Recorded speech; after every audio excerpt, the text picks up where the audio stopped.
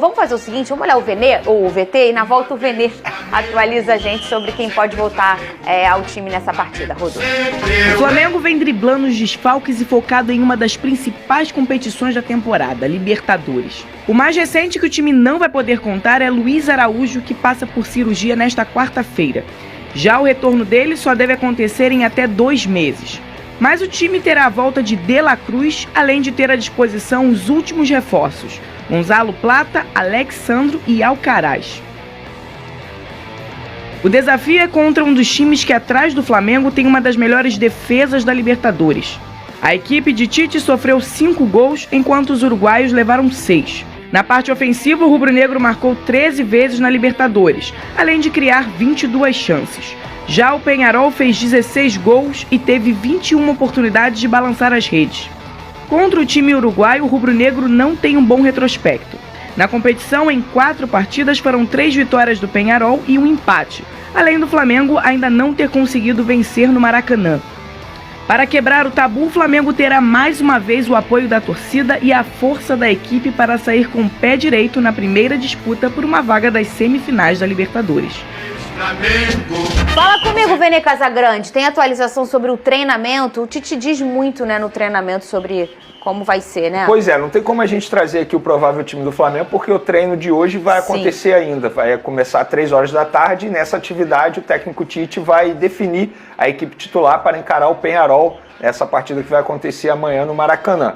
A boa notícia em relação à atividade de ontem é que o Nico De La Cruz novamente treinou grande parte da atividade com os demais companheiros e deve ficar à disposição do técnico Tite para esse duelo extremamente importante. O Gabigol, uma informação, ele não treinou com os demais jogadores, fez um treino à parte, com a preparação física, com os fisioterapeutas. É um jogador que está tendo um cuidado especial com a preparação física. Lembrando, ele voltou recentemente de uma lesão física e no jogo que ele entrou contra o Vasco da Gama, teve um pique que ele deu, uma corrida que ele deu, que ele parou de correr e botou a mão na coxa, ou seja, dando um indício ali que sentiu uma certa fisgada. Mas acredito que fique à disposição. Mas ficando à disposição ou não, o Tite já demonstrou que ele é a última opção no setor ofensivo do Flamengo. Antes dele tem o Carlinhos que está na frente dele. Então, nos demais aí a gente tem o Gonzalo Plata à disposição, o Alcaraz à disposição, o Alexandro à disposição, e nessa atividade de hoje ele vai definir o time. Lembrando que a Arrascaeta não está 100% fisicamente falando, a gente viu no duelo com o Vasco, o Nico De La Cruz também não vai estar 100% fisicamente, então é um time do Flamengo que está muito desgastado. Tanto é que o Fabrício Bruno, informação, na atividade de ontem, de tão cansado que ele está, ele nem foi a campo. Ficou fazendo atividades na parte interna, ou seja, é um elenco do Flamengo com muitas lesões e também muito desgastado fisicamente falando. Ô Lucas Pedrosa, vamos tentar olhar um pouquinho o copo meio cheio aí pro lado do Flamengo, e aí o torcedor que tá de casa aí do Flamengo pensar que tem aí o Alcaraz, que tem o Plata e tem o Alexandre, que são 2 poderosos reforços que chegaram pro Flamengo. Né? 3 poderosos reforços que chegaram pro Flamengo. No jogo contra o Corinthians, foi contra o Corinthians que ele foi expulso, né? Sim. Que fogueira que fez o Alcaraz, hein? E o Plata também. Eu no jogo com o Vasco, né? Que são 2 jogadores que preenchem muito bem essa parte do meio campo, né? O Alcaraz é um cara de chegada que preenche o meio campo todo, a gente chama de meio campista praticamente completo, porque ele pode fazer saída de bola, ele pode fazer transição, ele consegue chegar à frente muito bem também. O Gonzalo Plata eu achei muito interessante o tipo de movimentação dele, ele consegue cair pela direita, consegue cair pela esquerda, e além disso, ele não é só um ponta rápido, veloz, ele me pareceu um cara também que tem condições de dar uma assistência para o seu companheiro, tanto é que ele é um dos caras que para mim foi, se não foi o melhor jogador do Flamengo contra o Vasco, foi um dos melhores sem dúvida alguma, e o Alexandre dispensa comentários, né? Ele deu azar de enfrentar o Paulo Henrique. E o Paulo Henrique fez uma baita de uma partida. Mas o Alexandre é um baita de um jogador também. É um cara que logo no primeiro lance do jogo, quase que ele consegue um cruzamento para o Flamengo fazer um gol. É um jogador realmente que é muito diferente, tem qualidade tática, tem qualidade técnica. O Flamengo se reforçou muito bem. É uma pena que tenha perdido tantos jogadores, senão seria difícil aí. Com certeza o Flamengo seria amplo, franco favorito contra o Peñarol. Mas De La Cruz voltando, a Arrascaeta mesmo sem estar 100%, ele joga com a cabeça, ele não joga só com o físico. Então é um Flamengo que, pra mim, já está mais inteiro do que já esteve. Inclusive, o Arrascaeta... Desculpa. Não, pode o falar. Arrascaeta vem jogando com a cabeça há muito tempo, porque fisicamente falando, olha quanto tempo a gente fala faz parte da do processo parte da experiência do jogador. Desde 2020 que a gente fala que o Arrascaeta não está bem fisicamente. E, infelizmente, a tendência é só piorar, porque a idade vai aumentando, obviamente a questão física vai pesando muito mais. E é isso, o Arrascaeta é gênio. Contra o Vasco, por exemplo, ele ficou 65 minutos em campo. O que ele fez? Ele deu uma assistência primorosa para o Gerson. É um jogador que decide a qualquer momento. Por exemplo, no jogo contra o Bahia, também ele não fez uma grande partida. Mas o que aconteceu? Ele fez um gol. Craque é isso. É isso. É por isso que eu não sou a favor de tirar o craque nunca. Eu acho que quando ele pede para sair, ok. Mas um jogador diferente como é o Arrascaeta tem que jogar. Independentemente se tem condições de jogar 45 minutos, 30 minutos. Começa com ele e depois substitui. Vene, e essa polêmica do Landim com a CBF sobre a lesão do Pedro? Conta pra gente o que aconteceu. O presidente Rodolfo Landim ele deu uma entrevista à TNT Esportes e durante essa entrevista ele foi questionado sobre a lesão do Pedro e nessa resposta ele disse que, ele afirma que a seleção brasileira colocou o Pedro numa carga elevada de treinamento. Então, ele diz que a lesão do Pedro aconteceu por conta dessa carga elevada. Eu acho extremamente leviano um presidente falar isso. E isso é até informação. Obviamente, a comissão técnica do Dorival Júnior não gostou nem um pouco de ouvir isso da boca do presidente Rodolfo Landim. Por quê? Não faz o menor sentido ele dizer isso. Lembrando que antes dele servir a seleção brasileira, o Pedro jogou contra o Corinthians. Então, ele não voltou de uma lesão e foi direto para a seleção brasileira. Não. Ele jogou pelo Flamengo antes de se apresentar à seleção brasileira. E a informação que eu tenho em relação à lesão foi uma lesão, Fernanda, ele estava sozinho, ele pisou errado no gramado, virou o joelho e acabou sofrendo a lesão. Não teve nada de carga elevada, segundo eu apurei junto à comissão técnica do Dorival Júnior. Então, é algo que o presidente Rodolfo Landim falou, eu acho que ele tem que tomar cuidado com esse tipo de afirmação. É delicado, né? É delicado demais você, entre aspas, culpar uma comissão técnica por conta de uma lesão. Claro que em vários momentos, por exemplo, os jogadores uruguaios do Flamengo, o próprio Arrascaeta, toda vez que ia para a seleção uruguaia, ele voltava abaixo fisicamente. De repente, a metodologia de trabalho, de fato, poderia exigir demais do atleta. Mas nesse caso do Pedro, não foi uma lesão muscular. Foi uma lesão, como é que a gente fala? Ligamentar, né? Foi uma lesão ligamentar sozinho. Não tem como você dizer que foi por conta de um trabalho elevado da comissão técnica. Foi o primeiro dia de treinamento do Pedro lá. Eu acho leviano o Rodolfo Landim falar isso, mas ele, como mandatário rubro-negro, ele disse. Eu acho delicado demais. Se fosse uma opinião do Flamengo, e aí a gente está falando da parte médica, de fisiologia, todos pensando, e ele, como na figura de presidente, está indo lá representar a opinião, porque ele é o presidente, né? E quando ele fala é o Flamengo falando, a gente até entende, mas pelo visto aí não é uma opinião do staff do Flamengo, né? Da parte ali, do departamento do Flamengo. Eu não né? posso dizer que o staff e o departamento médico do Flamengo tem a mesma opinião. Quem que não tem opinião que é a mesma, que é dele, que você A comissão técnica do Dorival Júnior. Do Dorival da seleção. Exatamente. Perfeito. Discorda então, totalmente. Podemos apurar isso, hein, Venê? Discorda. A gente pode apurar para ver. Totalmente do presidente Rodolfo Landim. A gente pode apurar, e aí quando a gente fala gente, não é o 007, é o Venê Casagrande. Tá bom. Que também ama a gente. Né?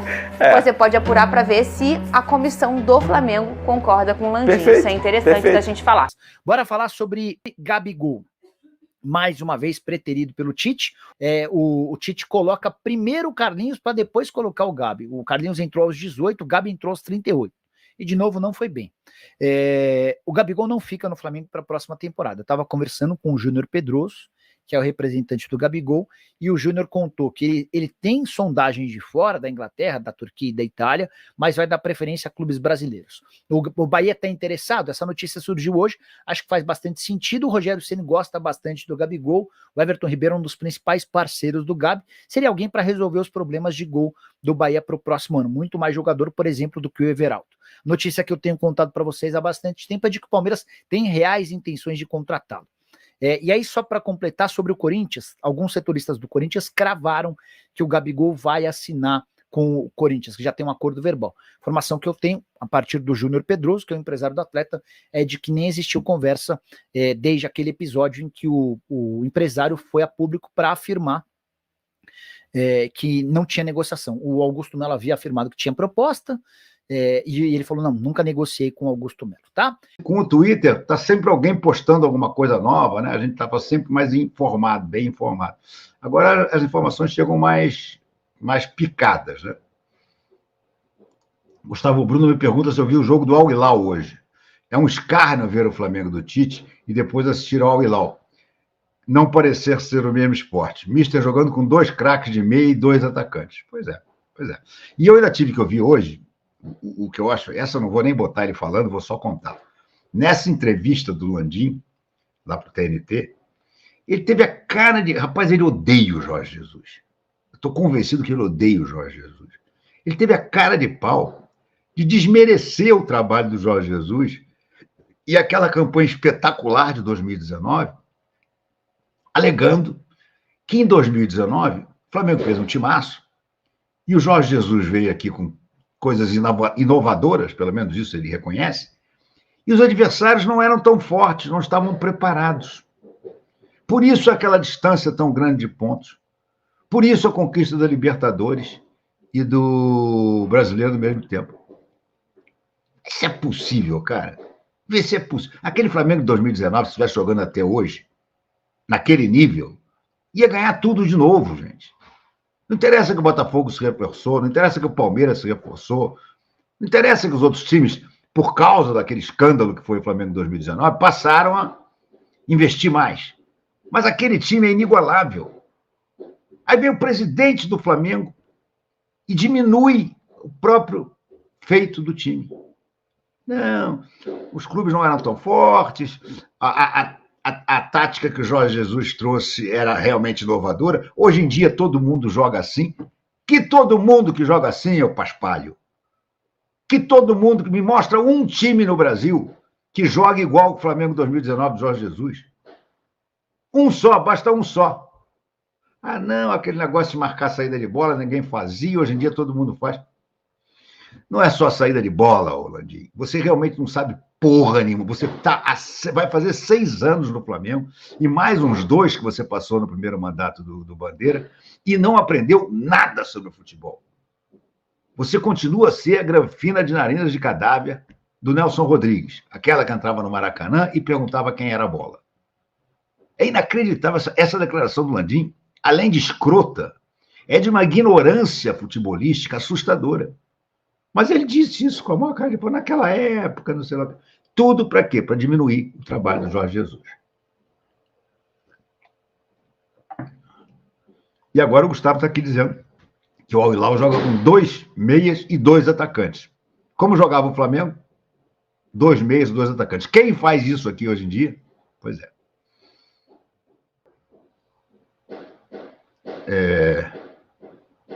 Vai ser um jogão contra o Peñarol. De La Cruz está de volta, diz o Rafael. É verdade.